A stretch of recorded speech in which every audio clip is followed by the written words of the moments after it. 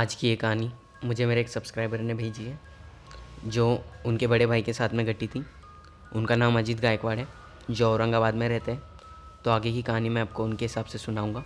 रात के 12 बज रहे थे। मैंने अपने दोस्त की शादी में जाने के लिए उबर बुक की थी। उबर आने में तकरीबन 15 मिनट बाकी थे, तो मैंने सोचा यही चलो घर के बाहर बैठ जाता हूँ 2 मिनट के वास्ते। उबर 5 मिनट के अंदर अंदर मेरे घर के दरवाजे के बाहर आकर खड़ी हो गई थी। उस पर मैंने इतना ध्यान नहीं दिया।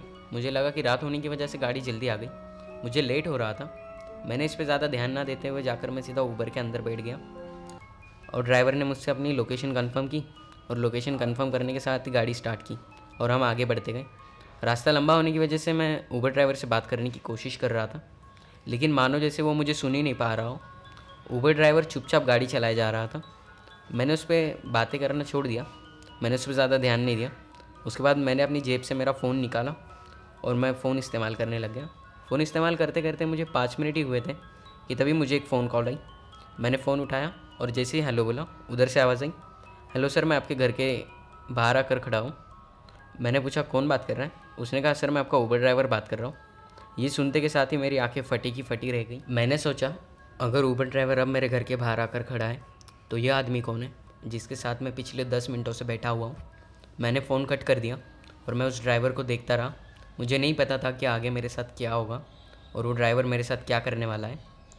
ना ही मेरे अंदर इतनी हिम्मत थी कि मैं उस ड्राइवर से मारपीट कर सकूं और गाड़ी से बाहर कूद सकूं।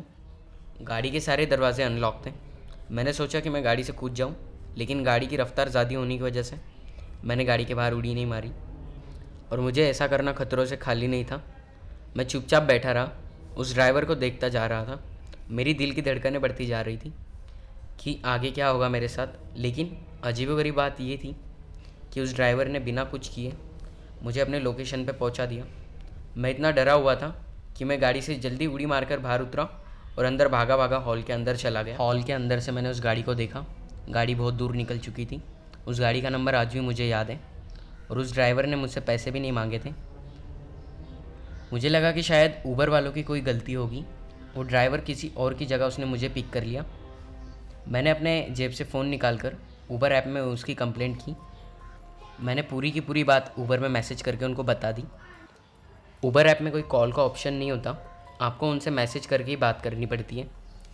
उबर से मैसेज आया, सर आपके साथ जो कुछ भी हादसा हुआ उसके लिए आपसे माफ़ी चाहते हैं, लेकिन सर आपने जो हमें गाड़ी का नंबर दिया है वो नंबर हमारी उबर में रजिस्टर तो है, लेकिन पिछले 5 दिनों से इनएक्टिव है। पिछले 5 दिन से उस ड्राइवर ने उबर में गाड़ी ही नहीं चलाई। ये सब सुनकर मानो मैं चिढ़ गया। मैंने दोबारा से कंप्लेंट की। मैंने उन्हें कहा मुझे कुछ भी नहीं पता, ये आदमी मेरे साथ अभी ऐसा हादसा हुआ, इतनी बड़ी लापरवाही आपसे कैसी हो सकती है, और अगर आपने इसका जवाब मुझे नहीं दिया तो मैं पुलिस में चला जाऊँगा और कंप्लेंट करूँगा। थोड़ी देर बाद उबर से मैसेज आया, सर हम इस पर कार्रवाई करेंगे।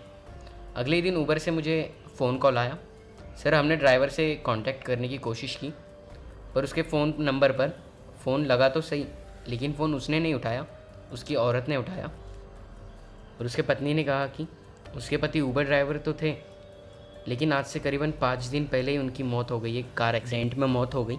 ये सोचकर मेरे दिमाग ने मानो जैसे काम करना ही बंद कर दिया हो और मेरे दिमाग में उस दिन की सारी बातें चल रही थी। ये बातें बस 2 दिन पहले ही मेरे साथ हुई थी। अब ये आदमी मुझे फ़ोन पे कह रहा है कि उस आदमी की 5 दिन पहले ही मौत हो गई। मैं फ़ोन को अपने कानों के पास लगाकर खड़ा था।